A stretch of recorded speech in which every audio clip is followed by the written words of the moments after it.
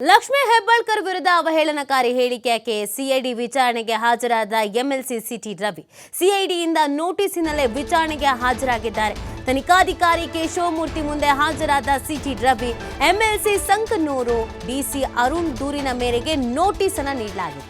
ಬೆಳಗಾವಿಯ ಹಿರೇಬಾಗೇವಾಡಿಯಲ್ಲಿ ದಾಖಲಾಗಿದ್ದಂತ ಪ್ರಕರಣ ಸಂಬಂಧ ಮಾಹಿತಿಯನ್ನು ಪಡೆಯುವುದಕ್ಕೆ ನೋಟಿಸ್ ಅನ್ನು ನೀಡಿದ್ದಂತ ಸಿಐಡಿ ಈಗ ತನಿಖೆಯನ್ನು ನಡೆಸಲಾಗ್ತಾ ಇದೆ. ಈ ಸಂದರ್ಭದಲ್ಲಿ ನೋಟಿಸ್ ಅನ್ನು ಕೊಡಲಾಗಿದೆ. ನಾರ್ಮಲ್ ಆಗಿ ಈ ನೋಟಿಸ್ಗೆ ಏನು ಉತ್ತರ ಕೊಡ್ತಾರೆ ಅನ್ನೋದಿತ್ತು. ಎಂಎಲ್ಸಿ ಸಂಕನೂರು ಡಿಎಸ್ ಅರುಣ್ ದೂರಿನ ಮೇರೆಗೆ ನೋಟಿಸ್ ಅನ್ನು ನೀಡಲಾಗಿದೆ. ಬೆಳಗಾವಿಯ ಹಿರೇಬಾಗೇವಾಡಿಯಲ್ಲಿ ಇದಕ್ಕೆ ಸಂಬಂಧಪಟ್ಟಂತೆ ಪ್ರಕರಣ ಏನು ದಾಖಲಾಗಿತ್ತು, ಪ್ರಕರಣ ಸಂಬಂಧ ಇದೀಗ ಸಿಟಿ ರವಿ ಅವರು ವಿಚಾರಣೆಗೆ ಹಾಜರಾಗಿದ್ದಾರೆ.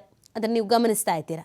ತನಿಖಾಧಿಕಾರಿ ನೋಟಿಸ್ ಕೊಟ್ಟಂತ ಹಿನ್ನೆಲೆಯಲ್ಲಿ ಇದೀಗ ಒಂದು ವಿಚಾರಣೆಗೆ ಹಾಜರಾಗಿರುವಂಥದ್ದು.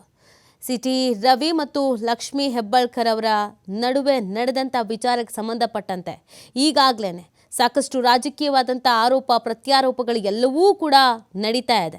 ತನಿಖೆ ಹೇಗೆ ನಡೆಯುತ್ತೆ, ತನಿಖೆ ನಡೆಯಲ್ವಾ, ಸಾಕಷ್ಟು ಗೊಂದಲಗಳ ನಡುವೆ ಇದೀಗ ಸಿಟಿ ರವಿ ಅವರು ವಿಚಾರಣೆಗೆ ಹಾಜರಾಗಿದ್ದಾರೆ. ಏನು ಕ್ವಶನ್ಸ್ಗಳನ್ನು ಕೇಳ್ತಾರೆ, ಅದಕ್ಕೆ ಯಾವ ರೀತಿಯಾದಂಥ ಉತ್ತರಗಳನ್ನು ಕೊಡ್ತಾರೆ, ಎಷ್ಟು ಹೊತ್ತುಗಳ ಕಾಲ ಈ ವಿಚಾರಣೆಯಲ್ಲಿ ಭಾಗಿಯಾಗಬೇಕಾಗತ್ತೆ, ಮುಂದಿನ ಬೆಳವಣಿಗೆಗಳಿಗೇನು ಅನ್ನೋದನ್ನು ನೋಡಬೇಕಾಗತ್ತೆ. ತನಿಖಾಧಿಕಾರಿ ಕೇಶವಮೂರ್ತಿ ಮುಂದೆ ಇದೀಗ ಸದ್ಯಕ್ಕೆ ಸಿಟಿ ರವಿ ಅವರು ಹಾಜರಾಗಿದ್ದಾರೆ ಅನ್ನೋದ್ರ ಬಗ್ಗೆ ಅಪ್ಡೇಟ್ ಸಿಗ್ತಾ ಆಗಿದೆ. ಎಂಎಲ್ಸಿ ಸಂಕನೂರು ಡಿಎಸ್ ಅರುಣ್ ದೂರನ್ನು ಕೊಟ್ಟಿದ್ರು. ಈ ದೂರಿನ ಅನ್ವಯ ಇದೀಗ ನೋಟಿಸನ್ನು ಏನು ನೀಡಲಾಗಿತ್ತು ಆ ನೋಟಿಸ್ಗೆ ಹಾಜರಾಗಿದ್ದಾರೆ.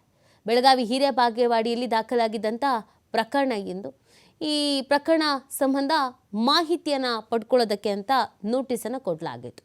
ಸೊ ಅವತ್ತಿನ ವಿಚಾರಕ್ಕೆ ಸಂಬಂಧಪಟ್ಟಂತೆ ಪ್ರಶ್ನೆಗಳನ್ನು ಕೇಳ್ತಾರೆ. ಆ ಪ್ರಶ್ನೆಗಳಿಗೆಲ್ಲ ಏನು ಉತ್ತರ ಕೊಡ್ತಾರೆ, ಏನು ಎತ್ತ ಅನ್ನೋದನ್ನು ನೋಡಬೇಕಾಗತ್ತೆ.